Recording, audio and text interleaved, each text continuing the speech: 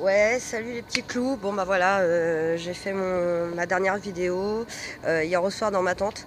Bon bah voilà, là je suis dans une structure, hein, dans quelque part en France. Après je vous dis pas où parce que c'est pas ça le plus important.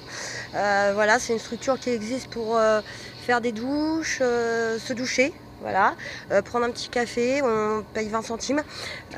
Donc le problème c'est que s'il n'y a pas 20 centimes, puisqu'il y a une baisse de subvention, ben, voilà, maintenant on ne prend pas de café. C'est de la flotte avec du viandox, mais bon, ça fait l'affaire l'hiver, je dirais, on le fait réchauffer au micro-ondes. Voilà, il y a 9 machines, il y a 9 personnes simplement qui peuvent faire la machine par jour, mais il y a une capacité d'accueil de 30 personnes par jour maximum. Voilà. En hiver, bon, la capacité est un peu plus grande au niveau de la capacité d'accueil. Je pense que ça va sur les alentours de 40 personnes, mais c'est très peu par rapport au nombre de personnes dans la rue. Donc dans toutes les structures de France, souvent ça se produit comme ça. Voilà. Euh, donc voilà, c'est 1 € à peu près la machine. Il y a possibilité de faire crédit. C'est vrai que là, il n'y a que 3 machines, 3 sèche-linges pour environ 30 ou 40 personnes qui viennent par jour. Ou une cinquantaine parce qu'il y a du roulement, hein, les gens viennent, après ils s'en vont une fois que leur machine est faite. Voilà, il y a capacité aussi d'accueil pour les toutous. Voilà. Voilà, donc moi j'attends ma machine, il est à peu près, que je regarde l'heure, il doit être à peu près 14 heures. J'ai une machine qui va se faire sur les coups de 15 heures. Donc j'ai plus d'habits et je suis obligée d'attendre que ma machine soit prête pour me laver. Voilà. Heureusement qu'il y a des structures encore comme ça en France. Par contre, je voulais vous prévenir simplement, c'est que dans toutes les villes, c'est pas le cas. Il n'y a pas des structures comme ça qui existent. Voilà, il y a pas mal de villes où ces structures ont été retirées, manque de subventions. Même les travailleurs sociaux, les éducateurs de ces structures-là aimeraient avoir un peu plus d'aide au niveau de l'État. Donc, écoutez, moi je vous mets juste un highlight en vidéo. Ça serait cool qu'il y en ait plusieurs d'ailleurs pour éventuellement, si vous pouvez faire des dons, pourquoi pas, ou apporter du soutien à ces structures qui en ont vraiment besoin. Sinon, au bout d'un moment, puisque les subventions baissent d'année en année, à un moment donné, ces structures seront peut-être amenées à devoir fermer.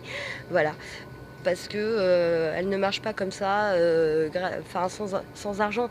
Il faut qu'il y ait quelque chose qui soit fait. L'État est complètement délétère. Voilà, ils disent pas tout, hein, forcément. L'État met souvent l'argent, l'argent dans des choses qui sont pas très intéressantes et qui sont pas très porteuses. Je pense que la priorité actuelle, c'est les milliers de personnes de la rue, voire les millions de personnes à la rue en France, que ce soit migrants, SDF français, peu importe. Voilà, que des gens puissent être accueillis la journée dignement et qui est surtout éviter que des subventions baissent. Voilà, donc c'est pour ça que je fais cette vidéo afin que cette situation ne s'aggrave pas et que j'attends surtout, j'espère, voilà, beaucoup d'espoir que ces vidéos que je mets en ligne soient porteuses afin de, ouais, qu'il y ait pourquoi pas. On peut rêver, je peux rêver, mais voilà, c'est l'espoir des fois qui fait vivre, qu'il y ait des dons ou d'autres choses alternatives. Voilà.